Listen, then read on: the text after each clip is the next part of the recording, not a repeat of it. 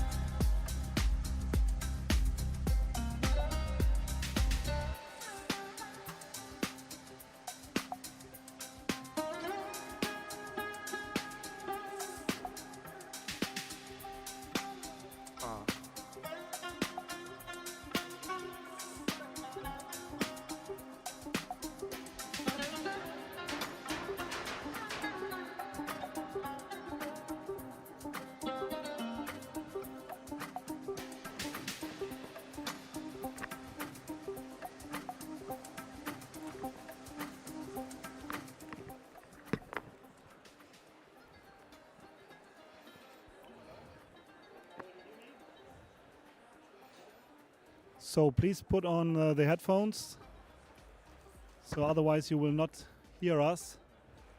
Please put on the headphones.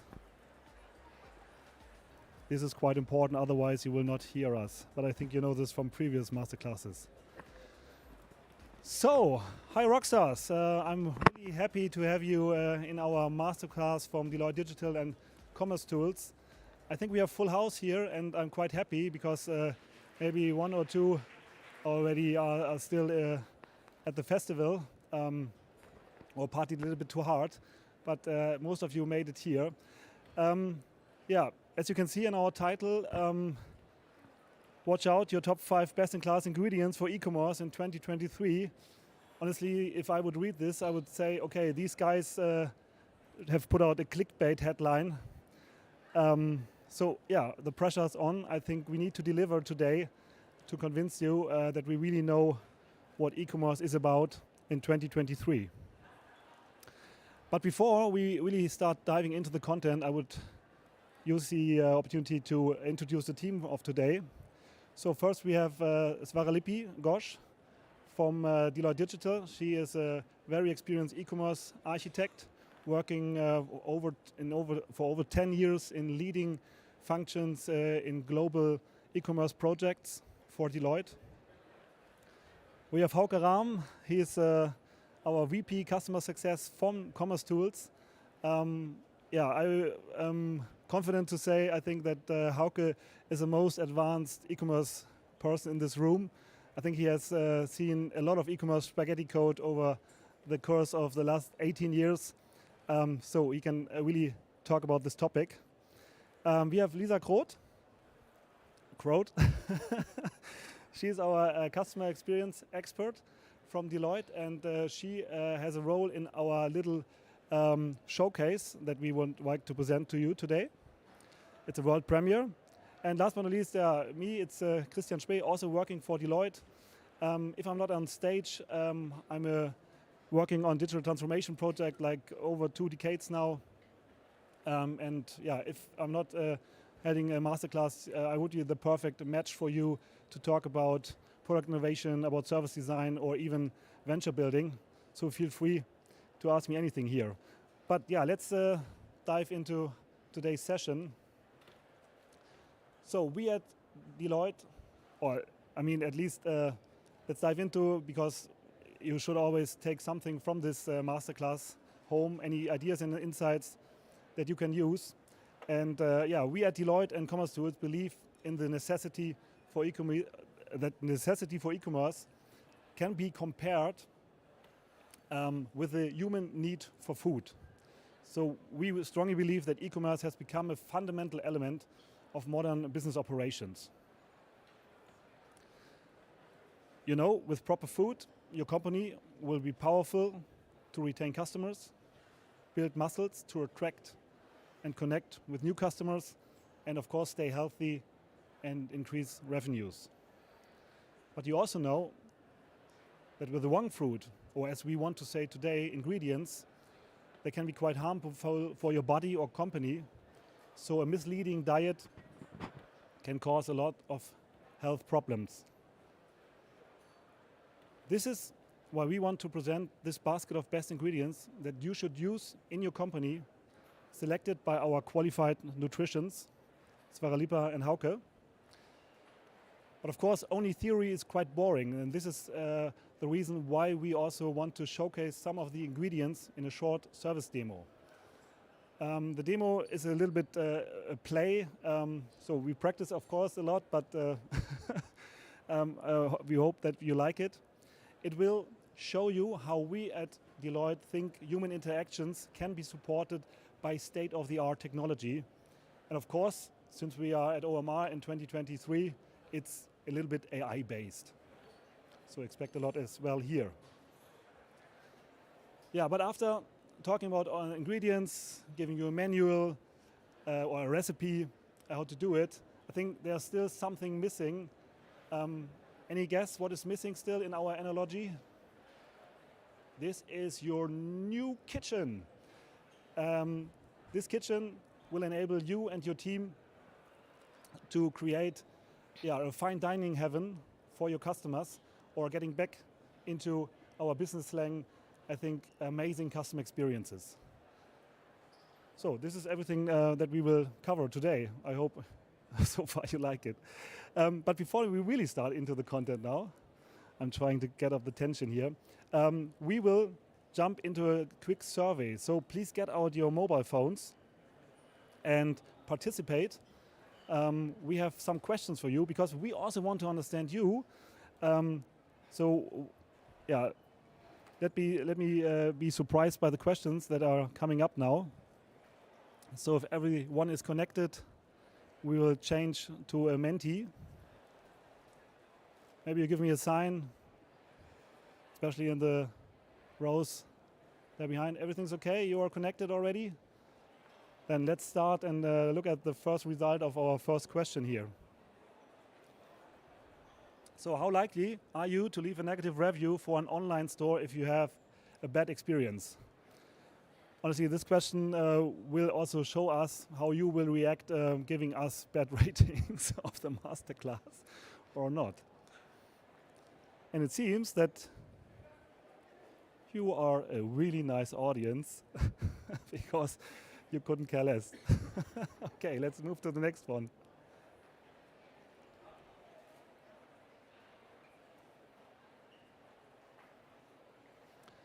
Okay, this is something that is more meaningful for us, of course. Understanding, are you satisfied with the e-commerce activities of your company or business? And yeah, guys, as you can see, I think we have a strong audience. Most of them see, of course, the sun, but some darkness. Yeah, it must be mostly commercetools customers, obviously. Seeing that most of them see light in the dark. Okay. We agreed to not do offensive marketing today. But okay, then let's move to the next one. So what kind of shopping experience would you like to see in the market? I think during the last day you already maybe have some ideas showing popping up in other masterclasses or even in one of the big stages where a lot of experts talk about e-commerce already. Yeah, maybe we can dive a little bit into this one here. I consult my expert. What do you think about these answers? Everything is relevant. Best in class, of course.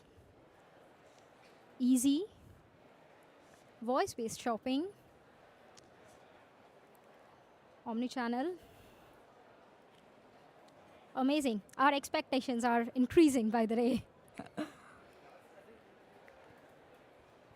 I think most of the topics I have seen in our masterclass, so I will not promise to cover everything here, but yeah, fast, intuitive, easy.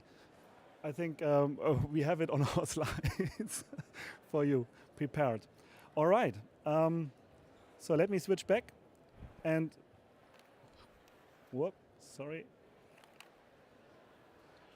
to our main deck. And I think, yeah, no more words from my side. I think the stage is ready for Swaralipi to start with introducing our ingredients that we think are really relevant for your e-commerce shops, your e-commerce experiences. Thank you, Christian. Wow.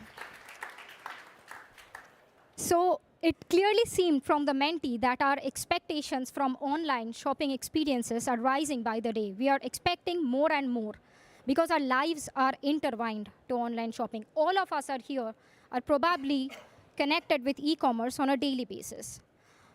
So if you are a company who is in the commerce business or if you own an online website, your customers are waiting for you to deliver. And if you don't, someone else will. And this is where we will guide you through a journey, 5 best-in-class ingredients of e-commerce that will help you stay visible, stay relevant, and stay prominent for your customers. Let's start. So our first ingredient is understand your consumers. Well, before I start into it, Hauke, you are the VP of Customer Success at commercetools. So basically, understanding your consumers is part of your daily job description. Why do you think it is also relevant for e-commerce? Yes, it would be a little bit of a shame if I didn't know my customers. Indeed. I think, first of all, I personally don't even make the distinction between e-commerce and commerce in general anymore. commercetools is, for everyone who knows us, in the upper mid-market enterprise B2B, and I'm sure there are a couple B2B people in the room here. And in that segment, you know your customers personally, many of them anyway, but also in B2C. You somehow need to build up this knowledge of who is actually shopping on your site. There's a vast difference if you think about someone doing fast fashion, for example, so the experience that you expect there, or for example luxury. So if you think about a Chronext or a Burberry, for example, it's just a totally different experience that people expect. And the first thing that we think you should do is understand who is actually consuming your products, who is actually shopping on the site. Yes, thank you for this insight. Customer needs are everything. Let me guide you through an example to help you understand this better. Who doesn't like a burger? I mean, we all saw how many food trucks are out there serving burgers. But however, we all have our preferences that how we like our burger. Some of us prefer extra meat, extra cheese. Some like exotic veggies like pineapples and mushrooms. And few unhealthy souls like me, I always like to throw all the tomatoes and all the veggies out of my burger. So if I'm a chef preparing burgers and serving directly to my customers, I know if 8 out of my 10 customers are asking to throw the tomato out of my burger, I will not put it in the first place. I'll stop putting the tomatoes in my burger. Next day onwards, I'll start buying less tomatoes because this way I save time, money, resources, and reduce wastage. Now, I'm confident that I make amazing burgers, so I decide to make some of them and send it off to one of these food trucks for selling. However, looks like nobody really bought my burgers. What just went wrong?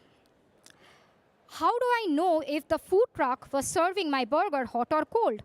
Were they storing it under hygienic conditions? Were there other options in the menu that was more lucrative?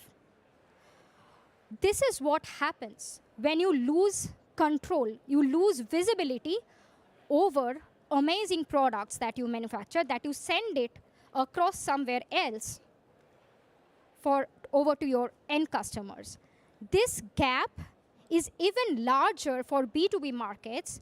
By the time a product from a manufacturer reaches the end customer, it goes through a whole journey through wholesalers, distributors, retailers, and you lose how your own amazing product is perceived by your end customers.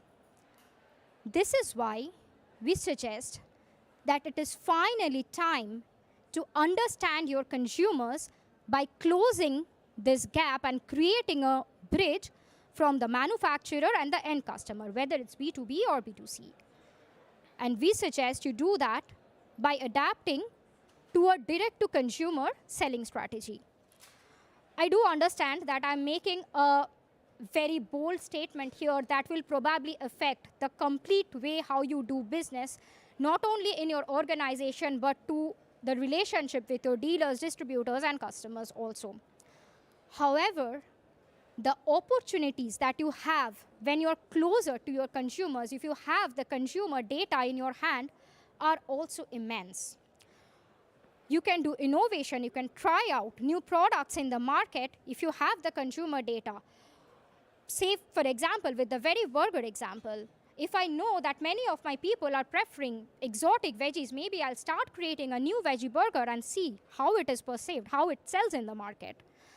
If I want to go global, I find the right consumers in the right market, and I do not need a separate partner to get into the market. So it's faster.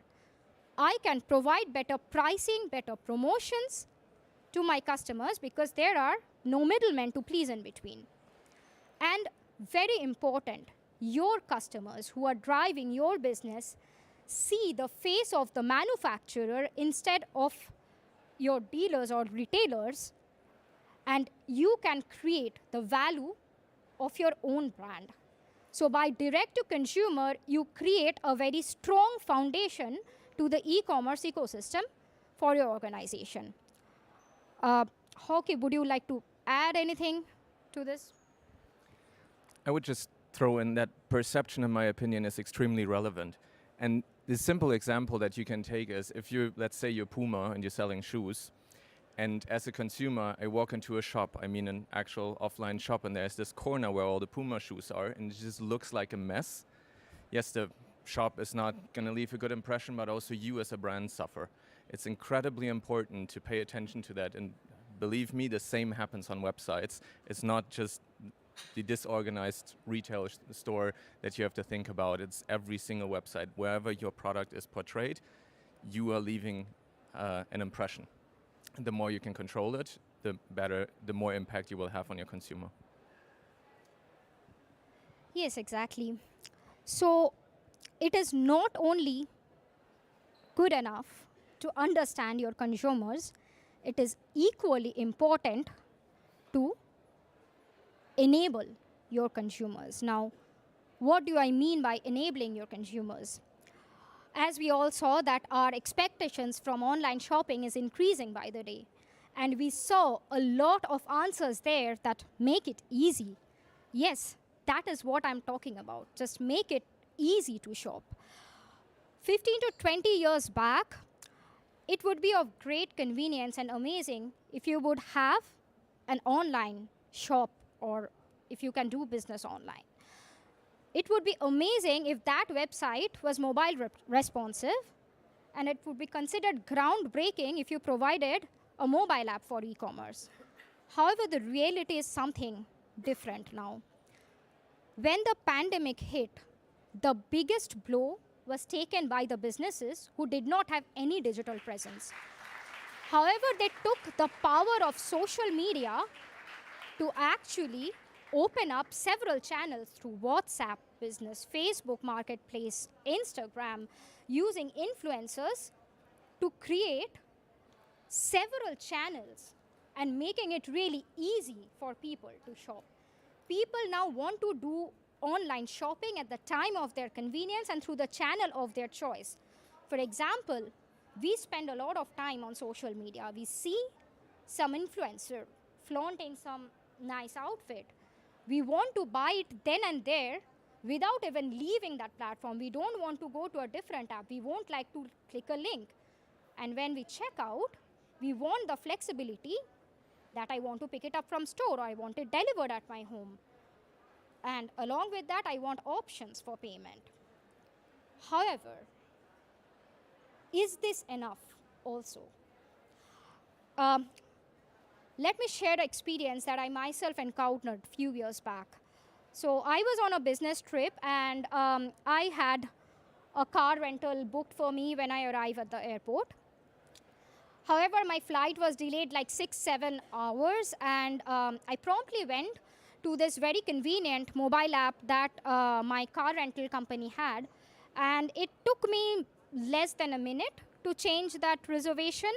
And I was shown the exact car with the exact registration plate that I will be receiving when I'm at the airport. Fast forward few hours, I'm at the middle of the night at the airport, waiting for over an hour, and I don't have my car. Well, what just went wrong? Seems like, in contrast to the very efficient, very easy, convenient mobile app that I was using to change my reservation, did not send across the information to the agent who was behind the counter. So for that agent, the old-fashioned desktop application showed that Swaralipi did not show up on time for her reservation, so they did not hold the car for me.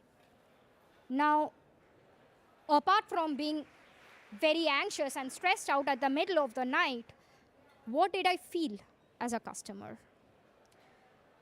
I felt cheated because I was promised a car and now I don't have it. So it is not just enough to provide convenience and making it easy and opening up several channels for your consumers only. it is equally important to enable your employees with the same convenience. Make it easy to shop and easy to sell. Because if you're opening up several channels for your consumers, you're going to get a lot of orders. And you need your employees with the right tools, the right technology, automated systems, omni-channel order management systems to be able to fulfill those orders. In a true omni-channel commerce ecosystem, employee-facing systems, customer-facing systems, social channels, your shipping docks, warehouses, all of them should speak the same language. They should reflect the same information.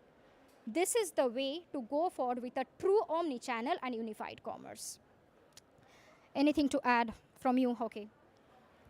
Yeah, I want to quickly try this. I'm assuming the room is packed of it. Show of hands, who is in commerce in some way? Okay, I figured. Who's in commerce for more than 5 years? 10 years? Still quite a few. Who's heard about omni-channel 10 years ago? Who's sick of it? I don't want to see it anymore. I don't know how many of these slides I've created over the course of my career in the last, 15 years or so. It is so ridiculous that we're still talking about if a store might take my return just because I bought something online or the other way around. Can we just finally fix this, please? That's my, approach to commerce these days. Let's just fix these things, okay? Please. Yeah, I mean, the reality is we have been talking about omni-channel, but in truth, it was multi-channel. And it was a myth. And it's time to break out of that myth and become a true omni-channel commerce. Now, of course, we have been talking about convenience and easy and how it is important to make things simple. What more convenience you can provide to your customers other than empowering your search? Well, how many of you here Googled OMR, Deloitte Digital, commerce tools? I mean, let's take a step back. What is Google? Search engine, this big tech giant from the Silicon Valley, solutions, customer data platforms, as we heard on the blue stage today. Well, I say Google is a verb. I do not ask anyone, hey, did you search for that specific content on the internet? I just ask you, Googled it? I mean, that is the power of search. It forms the foundation of one of the biggest tech giants of our ages, and it made its way into the Oxford Dictionary as a verb. Imagine what it could do to your organization if you just empower your search. In a conventional search, say for example, I want to buy a bicycle within a certain budget. Of course, I have a budget, I'm not a millionaire. And I want the cycle to fit into the trunk of my car. In a conventional search websites that we usually see everywhere is that I go in, I type in bicycle or my search term, I pull down a set of my filters and then I adjust the pricing. I said I want it to fit in the car, so I have to do some calculations regarding dimensions. And in this process, I hope to arrive at the right bicycle that will suit my requirements. So basically, how soon I can find a right product is directly proportional to my filtering capabilities. So my mother would never be able to buy a bicycle for me on this website. Impossible. I mean, how cool it would be, instead of doing all this filtering gymnastics, we could just type in what we want, what we are saying, what I just said now, and it would show me the exact product or those selected products which really matches my requirements. This can be achieved if you transform your conventional search using an artificial intelligence-powered search and recommendation engine.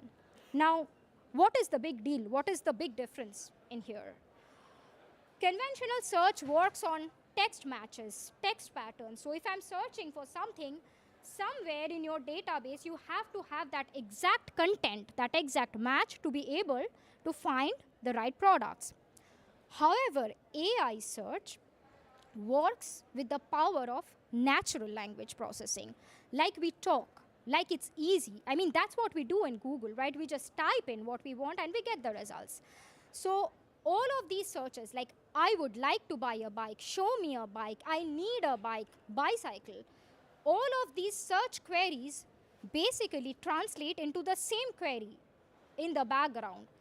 When I say I have a budget of this, it's actually putting all these filters in the background. It's already putting all of these dimensions in the background. And it is not just limited to search. It also contains product recommendations which go hand in hand together with search. I mean, for example, if there is no match for what I'm searching, instead of showing no results found, it will give you the products in the correct order of ranking of a 90% match, 80% match. It will show you related products, products that are frequently brought together. For example, if you're buying shoes, it will throw in socks. If you're buying scarves, it will throw in a hat. And in this way, through cross-selling and upselling, it is actually driving the customer journey and making sales for you in the process. Now, so far, I think we talked about 3 ingredients. The first, that you need to understand and get closer to your consumers.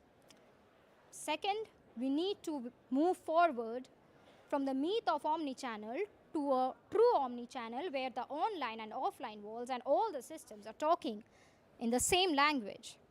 And we just now explained that how AI can transfer the search and recommendation and completely transform how customer journey is perceived.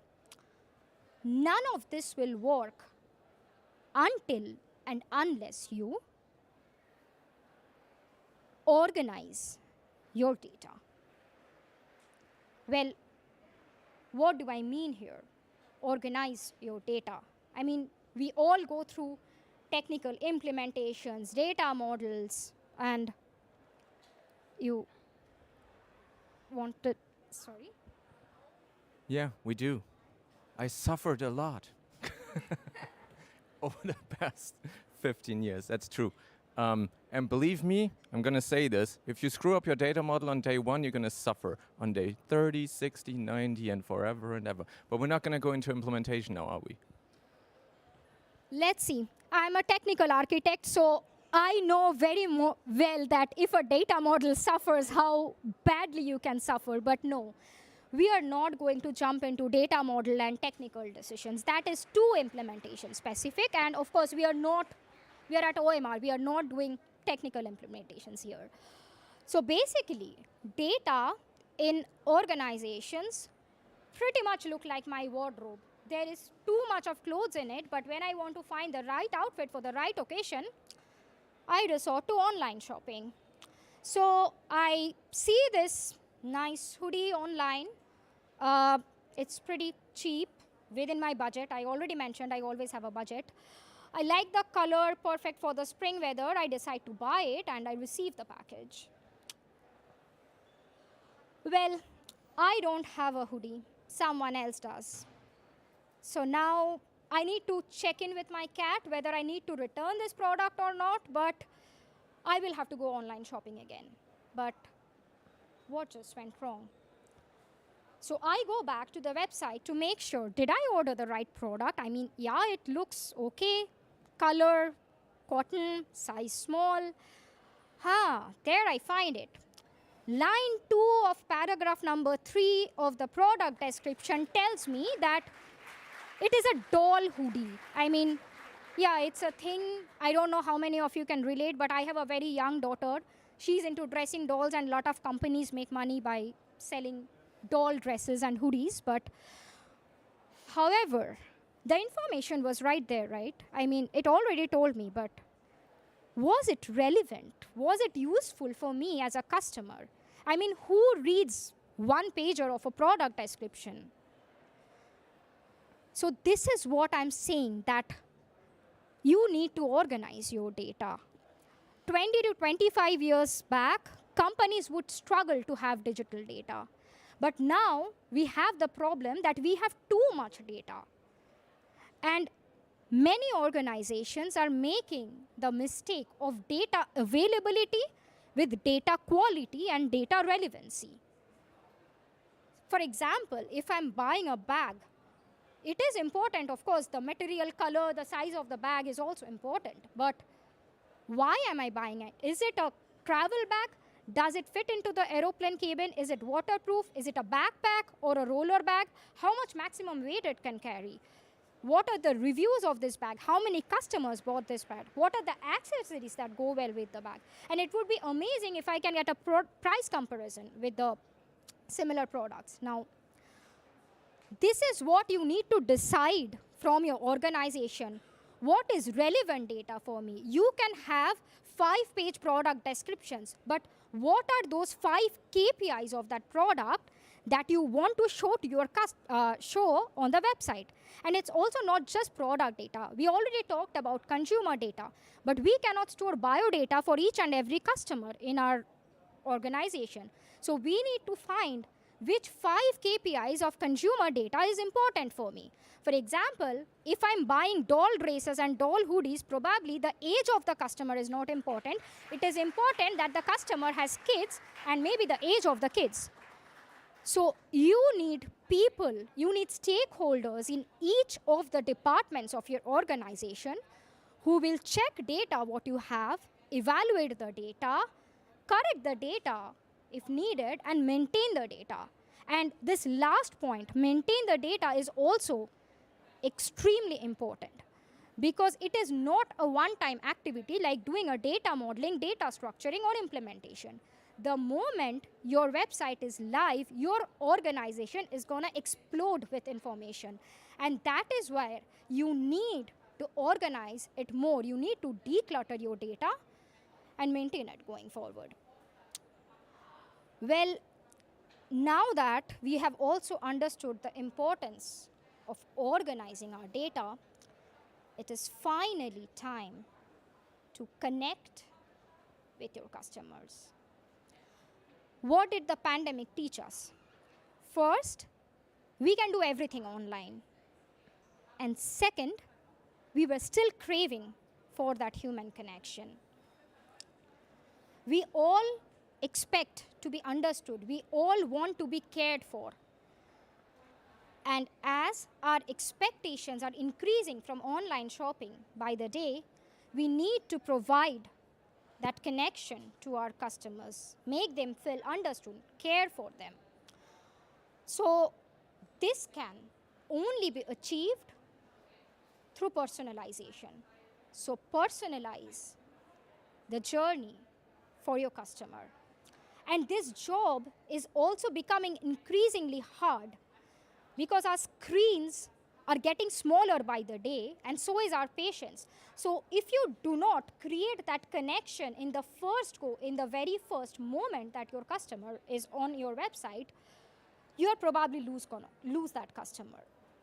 Well, let's see how we create this connection for our trusted customer, Chris, who is a very loyal member of our team and is a very frequent shopper.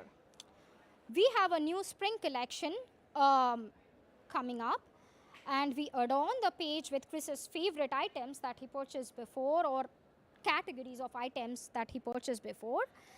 And we have a virtual assistant who is proactively showing Chris that what is the status of his latest order. Well, Chris would have felt understood, right? Would have felt cared for. However, this particular information that we see here is of no use to Eva, who is just a browser in our online shop and never really purchased anything from us. How do we personalize the experience for Eva? From her previous browsing and clicks, how she was browsing in our website, we knew that she is interested in women and kids apparel. So we completely changed the face of our spring collection for her. We throw in some of our frequently selling products, our top-rated products from the women's and kids apparel section. And our virtual assistant, it knows that it's Ava's birthday, so throws in a little discount out of probably like 100 possible promotions that could be offered to our customers. And this will possibly turn Ava from a potential customer to a regular customer. There are several elements into play that how you can personalize the experience. First thing is user-generated content.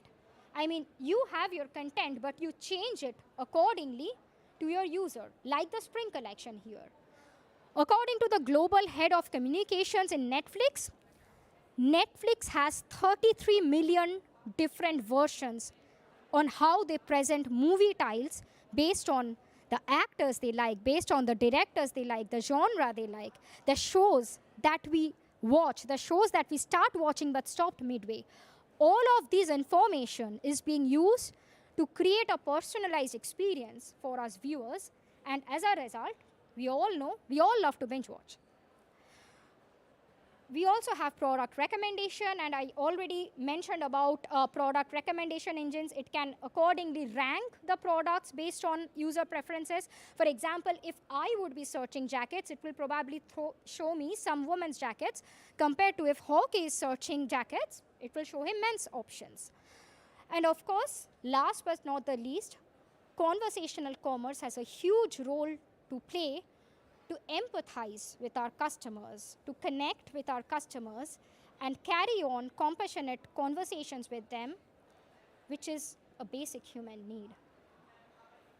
So if your customer service, if a customer has like a bad experience, AI is transforming how these chatbots, these virtual assistants, are actually reacting to the customer's emotions and reflect that in the way they carry out the conversation. It is not enough to provide just a regular shopping experience. It is time to serve according to your customers' needs and give them the best-in-class experience now. Would you like to add anything, Hauke? I'm not going to add much more. I can only double down on it. Sorry, like confusion.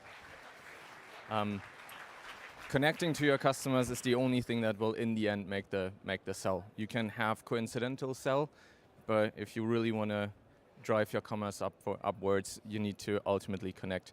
I'm going to speak about a bit of the tooling that is available these days, because there are ways to actually do omnichannel and all of these things today. But before that, we're going to jump into the demo. Thanks a lot.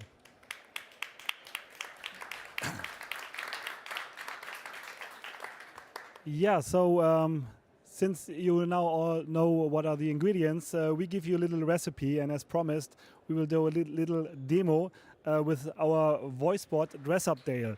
So now you will witness the use of a Dress Up Dale in an apparel shop. You can see it's for men's clothes, and I'm Chris, of course, you remember, and I like shopping, of course, and this is what I'm doing here on stage.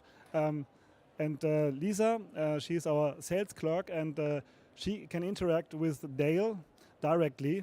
So, of course, you will also hear Dale's voice. Normally, only Lisa would hear it. I cannot hear Dale in this kind of setup. But no longer story here. Let's start right into our little demo, how we envision at Deloitte and commercetools human interactions first. Very important still, but supported by state-of-the-art technology.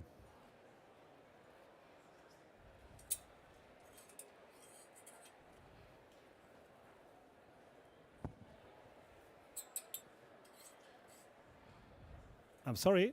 Yeah. Hi. Hi. I would like to have a new formal business outfit. Can you help me with that? Of course. Hi, I'm Lisa. I'm happy to help. So do you have any idea in which direction the outfit should go? Yeah, I really like these pants, but unfortunately they are too small for me. Yeah. But the other thing is I don't really know my size of my pants. No worries, whoever does it. I mean, have you ever bought something at our stores or in our shops, so I can check for some previous purchases of you?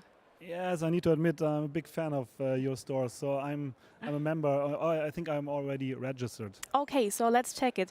I can offer, we have an assistant today, so let's connect with Dress Up Dale and have a look into the data. So, Dress Up Dale.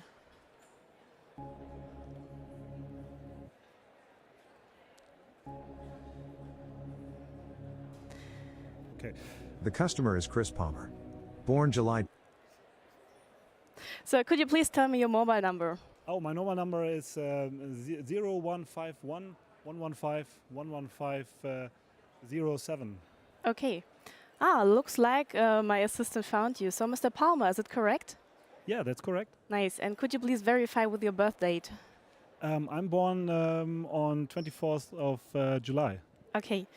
So let's check in the system for your previous purchases. So Dale, please check up what was the size Mr. Palmer bought last time for his trousers.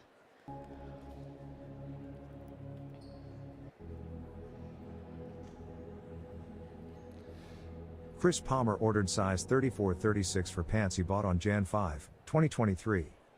So seems like 34-36 is the last size you bought. Does it sound familiar for you? Yeah, sounds reasonable. That must Okay. be my size, yeah. So let's search for the right size here. Okay. Unfortunately, it looks like we don't have it here on the table, but let me check if we have it in stock. So Dale, could you please check if we have the trouser jar for Mr. Palmer in his correct size?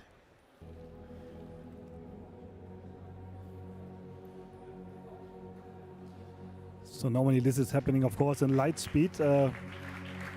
Yeah, found it. We have the pants in a shop in Berlin. It can be shipped in the evening and will be at Mr. Palmer's home address tomorrow afternoon. Okay, so unfortunately we don't have it here in the store, but the good news is we can send it to your home address because we have it in stock in Berlin. Does it sound good for you?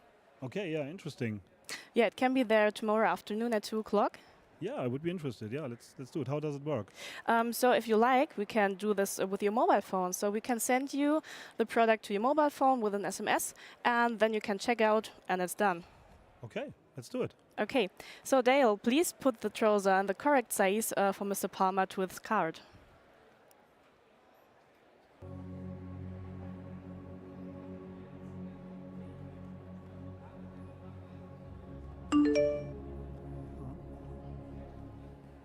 So you got something on your phone? Oh yeah, I received an SMS. Let me open the card. Okay, I have it here. The shirt Business Casper and the jacket Zipper Palace could be offered to Chris. Both items are from his favorite brands. They are available in various sizes and only a few meters away from you to the right. Okay, so Mr. Palmer, what do you think about if we find something matching to the trousers? So like a shirt or a jacket? What do you think about it? Yeah, would be nice. So are these your recommendations or are they coming from this voicebot thing? I have some recommendations from Dale, but I don't totally agree, but let's have a look at these shirts here. Okay. So at first we have this nice shirt, Business Casper. It suits perfectly to the Wow, trousers. yeah, that's my brand. You really know me, yeah? Yes, of course. I would like to have it, yeah. Yeah, cool. And yeah, we also have some nice jackets here. So the Zipper Palace, that's not the one I would choose. What do you think about this one? Yeah, looks nice. It's called Cozy Companion and suits perfectly to the shirt. Okay, can I put it on? Yeah. Yes, of course. So guys, what do you think? Do you like it? Shall I buy it? Yeah. Okay. Yeah, cool. Right. Fits. Okay, then we add it to the cart? Yes, please. Yes. Okay, so Dale, please put on the recommended shirt and the jacket Cozy Companion in the size XL for Mr. Palmer's card.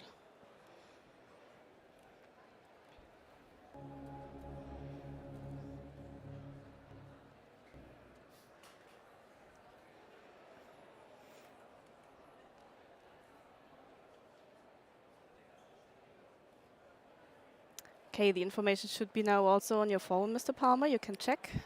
Okay. Oh yeah. Okay. The card is updated here. That's great. Very good. Oh, but oh my God! Yeah, the price is quite high. I Oh. mean, I was not expecting this price increase with your chain. Okay, okay. So you know that I'm a gold member, so maybe. No worries, no worries. Let me check this. I mean, you're a gold member. I think we can do something for you. So Dale, please find a very good deal for Mr. Palmer.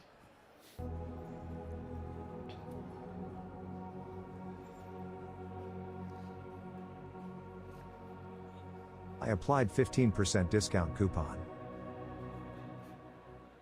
Okay, this looks like a really nice deal for me now.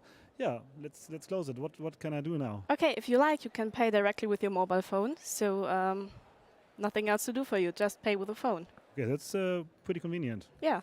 Let me check out. Okay. Mr. Palmer paid and you can hand out the clothes.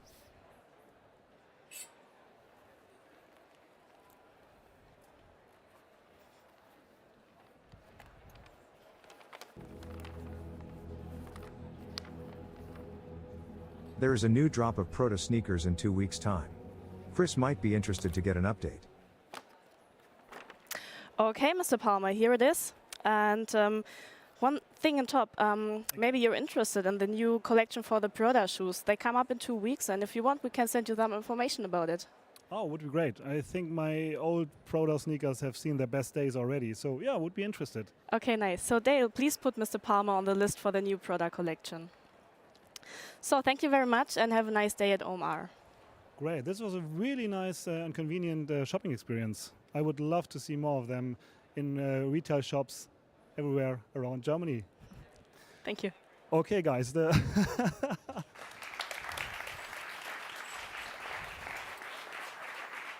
This was our little impro theater of how we would envision interaction with voice bots. Of course, yeah, a little bit lengthy for you, but hopefully you understand. We put a lot of use cases into the demo here. I think we have up to 9. I will not go through all of them. I think most of you already sparkle like your own ideas how you could enrich customer experiences in your e-commerce shop with voice bots, and also connecting brick and mortar with online experiences. Maybe just to give you some more information on what you have just seen, for example, especially when Dale was calculating the discounts. I mean, the idea is, of course, that he's really using KPIs. So as Chris Palmer, I have a dedicated CLV, customer lifetime value, and therefore, of course, Dale is then connecting the dots here. I think, yeah, these things are really interesting, and honestly, what you have just shown here is not future. So we as Deloitte are working on these kind of topics already. And unfortunately, I cannot reveal the names of some of the customers, but maybe you know this discounter where you might shop. People also, or the sales clerks have also a kind of headset on there, using headsets there. And yeah, they are interacting with the stock availability, for example, asking their voice bots if something is on stock, so they do not need to go to the stock and check for themselves, and they can even connect to other kind of stores. So this is quite convenient and saves a lot of minutes that your sales people can interact with customers and not are distracted by searching for products or anything else. Yeah, let's move on. And as I promised also, we now have a dive into the kitchen, because all this can happen in an easy way if you use composable commerce.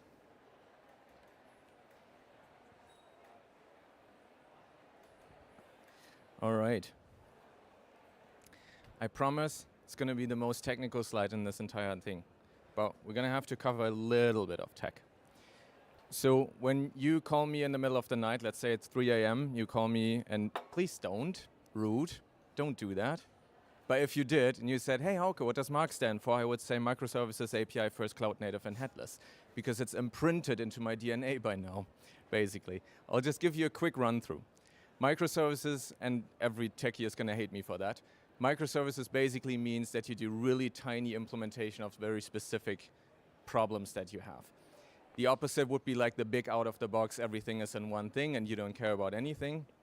Microservices, and you don't need to have everything as a microservice, but microservices should be enabled in your tech solution so that when, for example, taxes in your system work everywhere except for county-to-county shipping in the US. I don't know if anyone ever had to deal with that. That's a serious mess. You should be able to just plug in a service that just solves this specific item without you having to touch the entirety of your consumer journey, of the tech solution, etc. This is possible through having APIs. And having APIs is not just API first, well, the other way around actually. APIs is one thing. That means you have an interface, a programmable interface. And if you go on the spectrum, spaghetti code would be the exact opposite of API first. So thanks for the spaghetti code reference before. I've seen enough of it. API first means with everything that you implement, you think about how do I want this service to be consumed. It's basically consumer first, just for techies. Being cloud native means not just putting things into the cloud. So I started commercetools about 6 years ago, and we started out on GCP. And then we wanted to also offer AWS as an environment, and I make this stupid joke where I went to our CTO and said, hey, hi, why don't you just upload the commercetools X and double-click it on AWS? And it's obviously nonsense, but there's an incredible amount of truth to it. Many, many solutions that are in the cloud are basically just the same stuff you had before. It's just deployed in a, I don't know, Kubernetes container that now runs on some cloud environment. That's not being cloud native. Cloud native means you actually use cloud functions, you use queues and all of these individual pieces that the cloud offers, because that gives you the actual scalability that the cloud can offer. And then headless, no, we're not running around headless. Headless means you decouple your front end. This is the tech way of saying that the front end from your back end.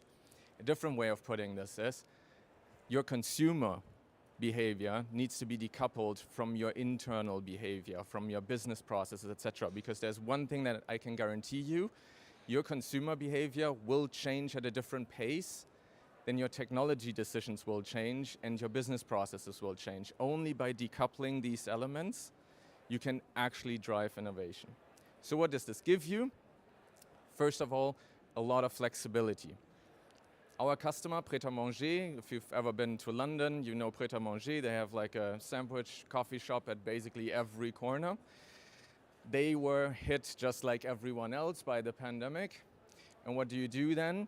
You quickly offer new business models. And this flexibility does not come out of the box. There is no solution anywhere that could have predicted the pandemic coming and changing the way we do commerce. But by using this technical approach, by focusing on small services, APIs, etc., you are actually getting the flexibility that you can quickly roll something out, that you can make a quick adaptation. Another example would be Vistaprint. They're flyers and business cards. I guess everyone knows them. When the pandemic hit again, they saw an opportunity to sell printed, customized masks and rolled this out as an individual microsite within 5 weeks. That's the level of flexibility that you will get out of these solutions. You need a freedom for change because, as I said before, there is a discrepancy. You will have, what's a good example? JavaScript. I hope I'm not offending anyone, but JavaScript solutions are changing daily almost. And there will be a point where your main techie comes to you and says, we're not using Angular anymore, everyone's moved on to React or whatever it is, and suddenly you need to adapt to that. But you don't want to change your consumer behavior, you don't want to re-implement everything. You just want to have the ability to exchange individual pieces. So again, you need to be able to quickly adapt to something. And that's the freedom for change that you will get by, again, adopting this approach. Scalability, I touched on this, and there's a lot of predictable scalability that people need. Black Friday is probably the most obvious one. There's scalability that comes in waves, just like Christmas season, for example. But there can also be a football match. And it's really, really hard because it depends on weather and so many things to predict how many pizzas Domino's is actually going to have to deliver in the halftime break of the Champions League finale, for example. It's just really hard to predict. And it's even harder when it's some influencer going viral on Instagram or whatever with your product, and you had no clue that this was going to hit. So you need a level of scalability to basically have unpredictable, massive scale-ups at any point in time. Again, being cloud native. And ultimately, innovation. I'll do a story of my own myself. I adopted a new hobby. You should really try it. It's incredibly comforting. I started baking bread, not Breaking Bad, baking bread. Sorry. So when I do this in my kitchen, it's pretty obvious that, you know, a whisk is not going to do much in like the gluey dough of, you know, my Sunday rolls, for example. So I quickly adopt to a mixer. My birthday's coming up. Maybe I'm lucky and I can adopt to a KitchenAid. Who knows? But that's the change that I needed to do and potentially will do in my kitchen. My oven is fine. My kitchen corner is fine. My knives are fine. Everything's fine. I just needed to change this. So by adopting this way of using technology, by not going just like, you know, this is this out of the box thing that I'll just pop in, but instead using individual pieces, and you'll hear all the buzzwords like best of breed and all of these. By adopting this, you get an opportunity to not constantly rip out your kitchen. In order to be able to innovate, we have to stop re-platforming. I don't know how often, like, and I saw a couple hands, and you know, you've been in commerce for a while. I don't know how many times you've re-platformed, moved on from ATG to the next thing or whatever it might be. We need to stop re-platforming. Instead, you should think about the solution that you are building to drive your consumer behavior. What you're building and buying, it's always a mix of that, is not just a project that you're going to do for the next 6 months and then you're done, because in 6 months, who knows what happens? The next market recession comes in, I don't know, the next app next to Instagram and TikTok comes up, who knows what it is, so you're never done. So we need to get, and I think that's probably the biggest problem that everyone had with omnichannel, for example, is that everyone was waiting for the one solution that would fix it all. There isn't the one solution that will fix it all. There's an approach that can guide you, like a technology path that can guide you to constantly adapt and constantly change, constantly innovate. It does a lot for return of investment, by the way, but I'm not going to get into the financials of that even. And this is what we call composable commerce, because in a way, you can actually compose your commerce. This is an ongoing process. And there's a huge advantage to this ongoing process. You don't have to do everything now. By using composable commerce as an approach, you're not ripping out your kitchen. Don't do that. Don't go home and sell everything that you have and do greenfield, unless you're really in a bad situation, but let's talk about that first, okay? You can see me after, right? You should start just picking out pieces, innovate where it actually hurts. You know, my whisk didn't work, the oven was fine. Always keep that in mind. There's always stuff that works. Innovate where it actually gains you something, and continuously compose your commerce journey, and you will always be ahead of everyone else if you do this. And the good thing is, I'm getting the mic back to Swaralipi, you can actually start small. Yes. Yeah. Thanks, Hauke. And I really like this term that it's compose your commerce. So basically, we learned about the ingredients. We also learned about the beautiful composable kitchen. And I'm sure that if all of us start cooking with these ingredients, we will all end up in an amazing, fantastic dish.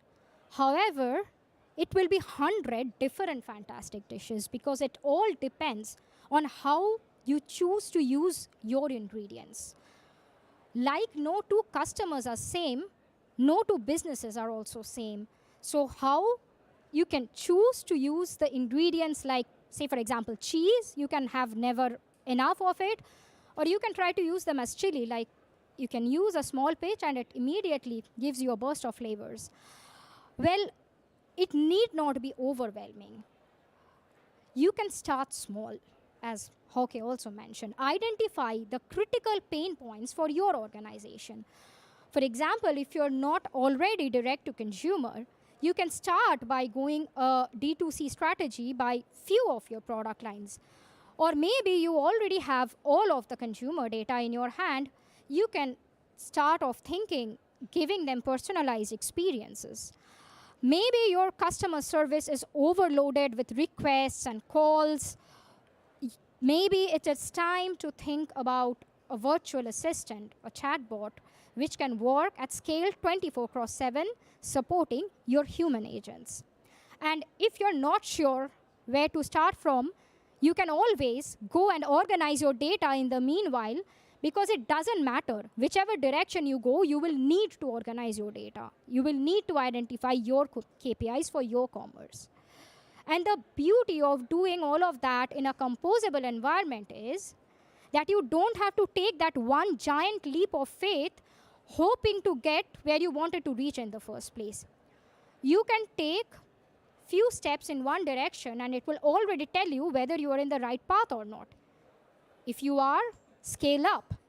If you are not, being modular, being flexible, giving you the freedom of change, you need to retrace maybe a little bit of your course of your journey, and you don't have to start from scratch. This way, you can keep composing your commerce. You can choose to start small, go big, or you can also choose to start big and go even bigger. And we, here at Deloitte Digital and commercetools, are here to help you, guide you through your e-commerce journey. Please let us know if you have any questions.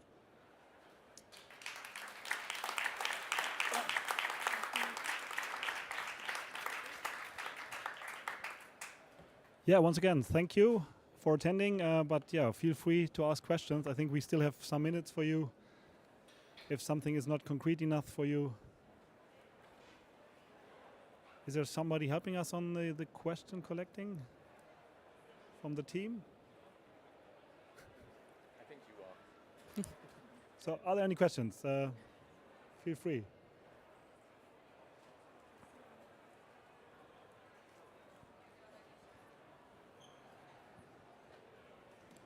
Hi. Yeah, I hope it works. Great. I'm Anna from Lounge by Zalando. My question would be actually implementation cases. I know you're a consulting company, right? But let's say what you just shown with their like assistants, their let's say the very progressive and visionary case. Is it, let's say, something that you're working on in a bit of an abstract matter, or is it something that is to be, let's say, go live at some point and there's already some, let's say, showcases or a sandbox environment where that has been implemented? Yeah. For other projects as well, like for other projects as well, when it comes to very cutting edge, visionary cases that you're working on. Okay, a very good question.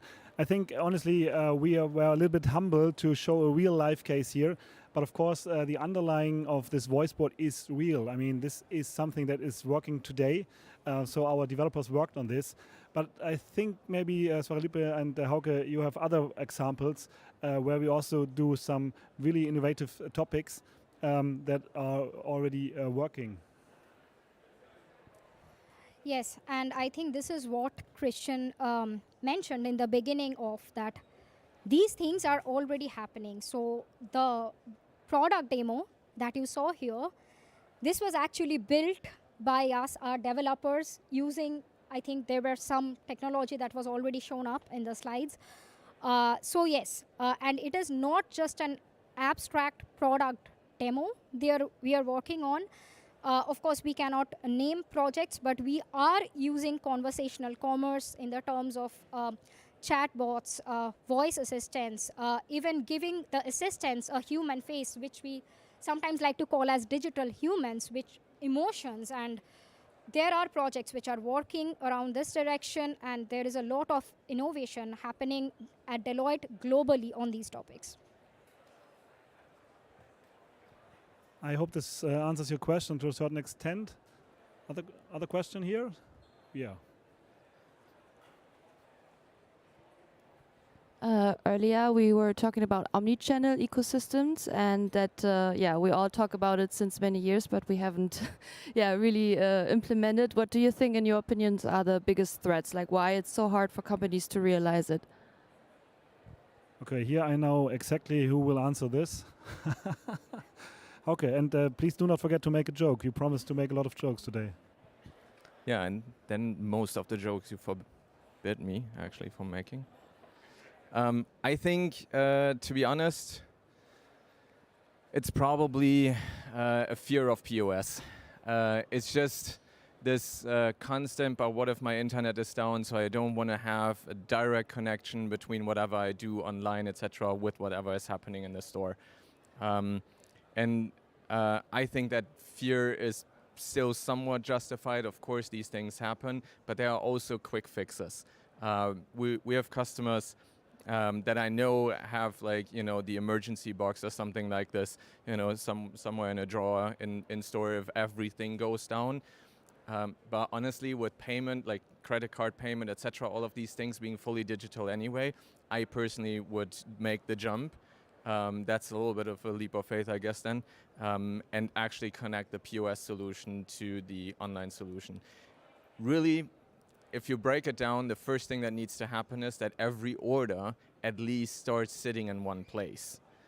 So just so I can, whether I bought it online or I bought it via some marketplace that is being run by me, or I buy it on the website, obviously mobile, etc. These things are mostly solved these days.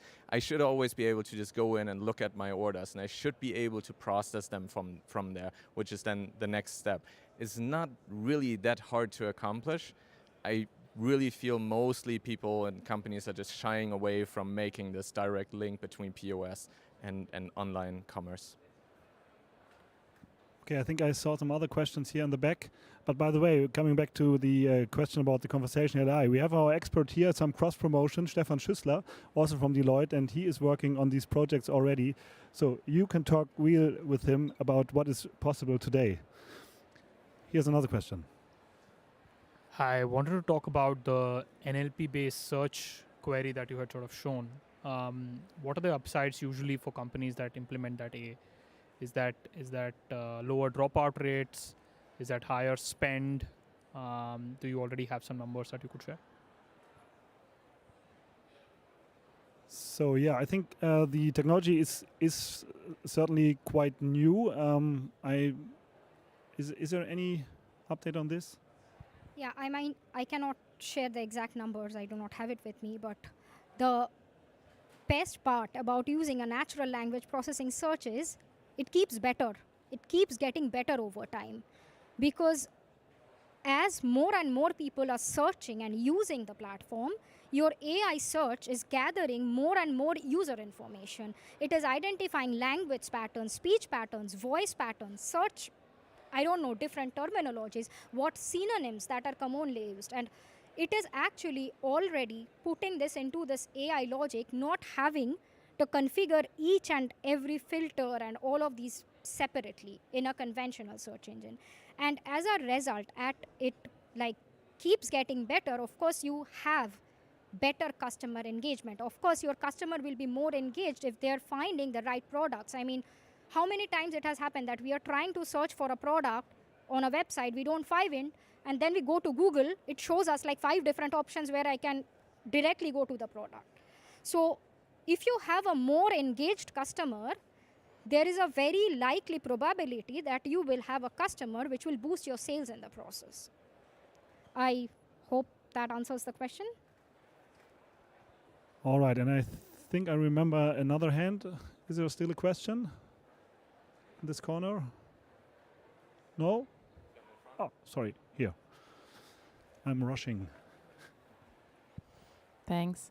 Yeah, I have a follow-up question on the omnichannel topic, because from a business-to-business perspective, or from enabling your employees, as you mentioned earlier, not only enabling consumers. So within the organization I work in, there are different P&Ls for people who sell in the physical stores and the brands that sell in online, for example. What would you recommend to do in order to bring an organization together? Because as long as it's so siloed, we talk about multi-channel in my organization, even people say omni-channel still.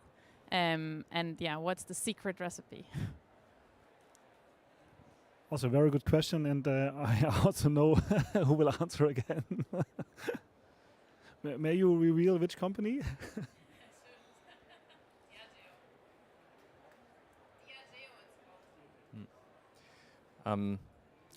maybe we should talk after this. I think you actually gave the answer already. The silos are the problem. The only way that you can actually solve for this, and I'm not trying to be a business consultant here, but is to break down the barriers. And we're seeing this in many places. I can give you an example after that I can't share in public here. But we're seeing this a lot, that currently, simply because the business process has always been this way, we continue to operate on a certain path. And I think this is exactly what, the ingredients that we just had. It's the understanding the consumer. Does the consumer care about your business process? Probably not, right? And so how do you connect to your consumer if basically you're always portraying your problem onto them? So that's the key thing. And it doesn't mean you need to completely change how your business operates. There are many, many paths like in this gray area. There are ways of incentivizing people in a different way, like in sales, for example, in a different way, simply to adopt a different approach.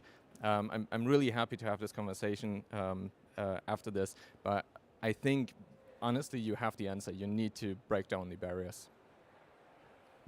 By the way, it's time for some further cross-promotion. So Deloitte has also a lot of experts on working on target operating models. So if you're interested, feel free to connect with us. So there's a lot content ongoing in the next hours. Shall we close our masterclass, or is there any urgent topic you would like to discuss? I mean, you can also come to the front here. We will stay here, pack our little retail shop, apparel shop together. I need my trousers back. Okay, then thanks a lot for attending. I hope you liked it. Thanks to Swaralipi. This was really amazing. Thanks, Lisa, jumping in here, and also Hauke, of course, giving us some further details. Have a great OMR. We should not forget Dale. There, you will see him maybe next year when he's more advanced.